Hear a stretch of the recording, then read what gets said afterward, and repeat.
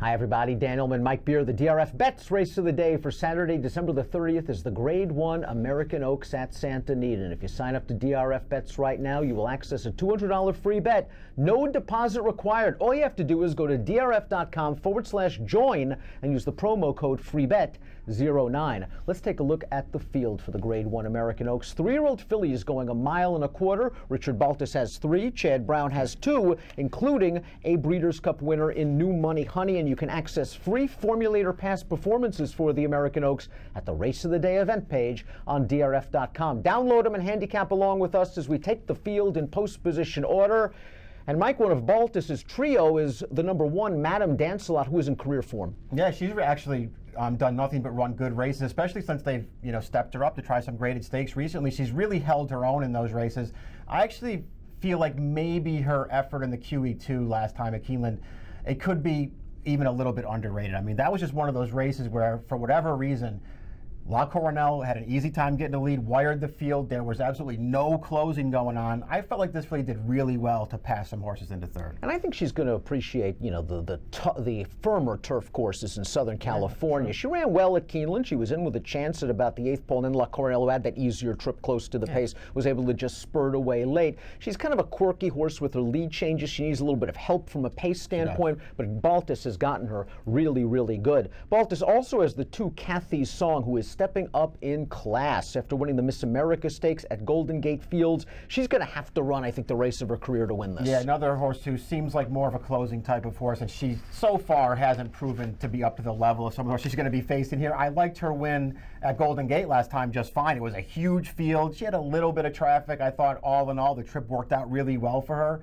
but she was also much the best in there. Maybe that's the best race she's ever run, but she'll probably have to do better than that on Saturday. Trainer Jim Cassidy taking a shot with the number 3 Bernina Star. This horse is graded stakes placed on dirt, but is yet to win from only 2 tries on the turf course. She's kept good competition, but again, she needs a gigantic forward move. Yeah, it just feels like she's got to catch maybe a break or two too many to win this race. Her 2 turf starts aren't terrible, but they aren't going to make her that competitive in this race. I think you can make the argument that the 4 Daddy's Little Darling might be the horse to appreciate the 1.25 miles the most. She seems like a staying type, and she has really found her best footing on turf. Second in the QE2 Cup, and as you mentioned, she was surprisingly close to the pace that day. A really great ride by Robbie Alvarado, and she almost pulled it off against La Coronel. Last time out in the Mrs. Revere, taken to the back of the pack, which is probably her comfort zone. She came with the wide run. She finished evenly.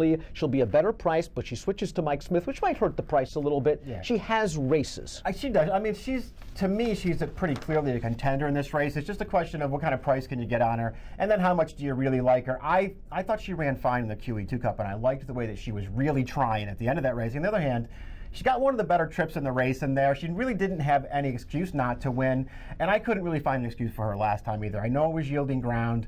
I don't know how much it really affected her. She tried once again. She came up short once again.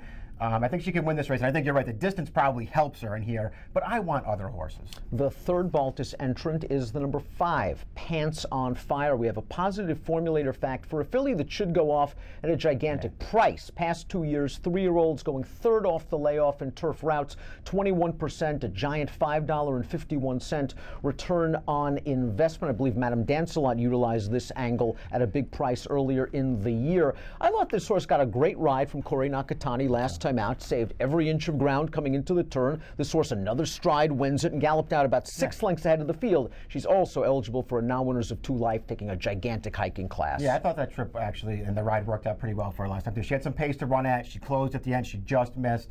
I don't know that this race sets up that great for her, and she's just another horse in here. It feels like the same with the other 2 Baltus horses outside of Madame Dancelot. They just have to really improve to win. It seems like all year long we've been saying about Beau Recall, one of these days she's going to get this big pot. She tries hard every single time. She's come up short on many occasions. Last time out in the QE2 Cup, I mean, she clipped heels very badly in the early stages of that race, ended up way back of the field. Again, in a race that was kind of dominated by front runners. She came with her usual run and flattened out. Her prior start in the Del Mar Oaks, she swung really wide into the stretch. She finished evenly in between.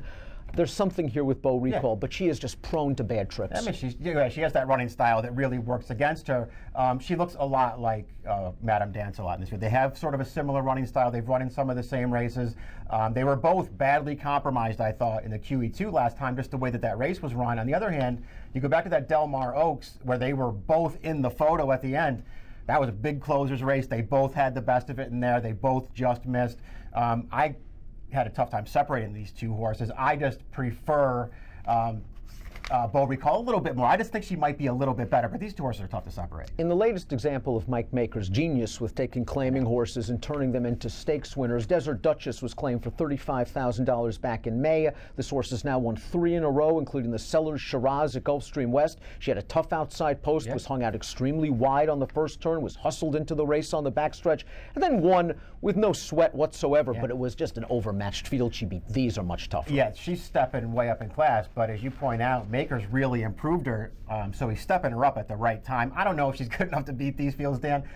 She was good last time, though. That was not an easy trip. She dominated that field. Now we'll talk about the 2 East Coast invaders from the powerful Brown Barn, beginning with Rimska, who missed the early part of the year after that Swedish Chant race, where I just thought she flew home and was expecting a giant year from Rimska. She kind of got banged up after that race. Chad took his time, 2 wins since, including 1 in the Commonwealth Oaks. And last time out in the winter memory, she didn't break very well from the outside post. She was last, but this filly kicks like a mule. Do you think stretching out to 1.25 miles kind of hurts that kick a little bit? You never know. I mean, I would be worried about it at least a little bit, especially if she goes off favored, which I think is a possibility in here.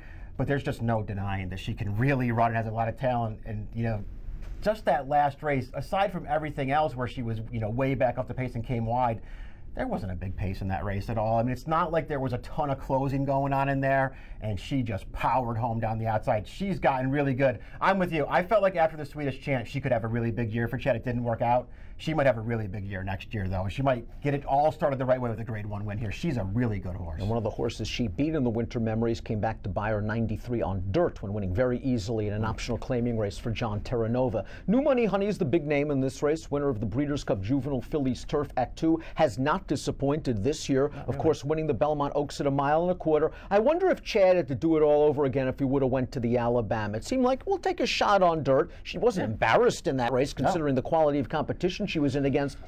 There are 2 ways to look at New Money Honey's form. One is she's done. She doesn't want to run anymore. 2, and I think this is the way you're looking at it, is she hates Keeneland. Throw out the Keeneland race, throw out the Alabama, you got the best 3-year-old turf filly in the country. I'm going to sort of look at it that way, especially, and this all will come down to how they bet the race, because I do feel like there's a real chance that Rimska goes off favorite over her. If that's not the case and New Money Honey's the favorite, I would probably go to Rimska. But I feel like they're going to go to Rimska in here. New Money Honey, I'm looking at her the way that you just sort of laid it out. Her 2 turf races this summer at Belmont Park were both really good performances. The Wonder Again and the Belmont Oaks, which, by the way, was at 1.25 miles.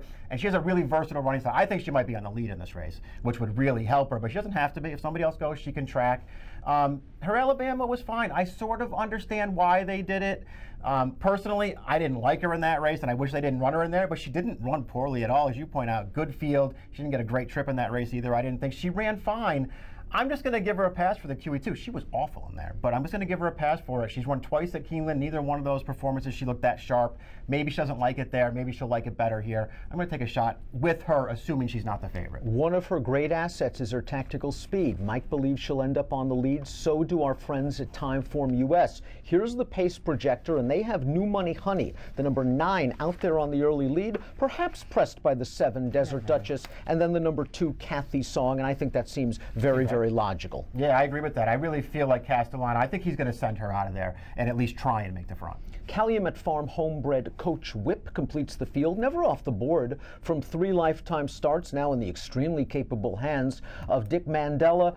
This filly, I think, has a lot of potential, but it just seems like a case of too much too soon. I'm taking a shot here at the end of the year. She's done absolutely nothing wrong on the track. I thought she ran fine in that Golden Gate race last time, was never beating Kathy's Song, but she was pretty wide in that race. She ran on gamely for second. There's a chance she could really improve improve with some racing, but this feels like a tough spot for her. Let's take a look at our top selections for the DRF Bet Saturday race of the day, the Grade 1 American Oaks. We're both going with Chad Brown. You're going with the accomplished New Money Honey, proven at this distance, certainly gets the job. I would not be surprised if she's in front and in charge turning into the stretch. Yeah, I really feel like that's her biggest advantage in this field, and hopefully Castellano can take advantage of it. You're going to go 9, 8, 6, and 4. The way Rimska kicks home, though, boy, she is a powerhouse in the stretch. It's up to Arad Ortiz to keep her within hailing range of New Money Honey and the other early participants, to hopefully she can run them down later. She tries a 1.25 miles for the first time. I'll go 8, 6, 1, and 9 in the Grade 1 American Oaks. Again, if you are betting this Santa Anita card from home,